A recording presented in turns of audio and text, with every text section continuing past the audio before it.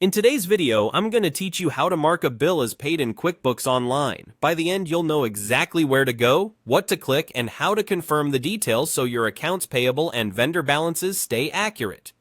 Start by signing in to QuickBooks Online and making sure you're in the correct company file.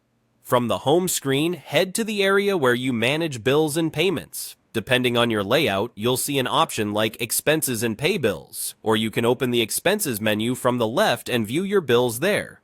The goal is to get to the list of your expense transactions and vendor bills.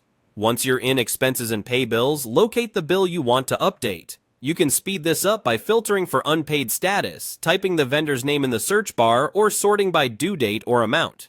When you've found the bill, click it or open the Action drop-down beside it.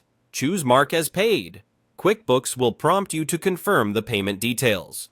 Double-check the payment date, choose the correct payment account, like your checking account or credit card, and select a payment method if you track that information. You can also add a reference number or memo for clarity. When everything looks right, save it.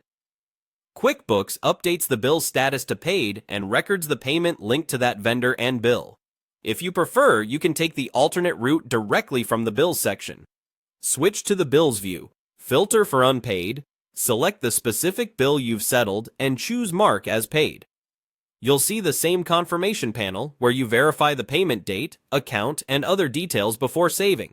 A few tips as you go. Mark as Paid is best when the bill has been fully settled outside QuickBooks and you're simply reflecting that payment in your books. Always select the exact bank or card account the money actually came from so your balances remain accurate.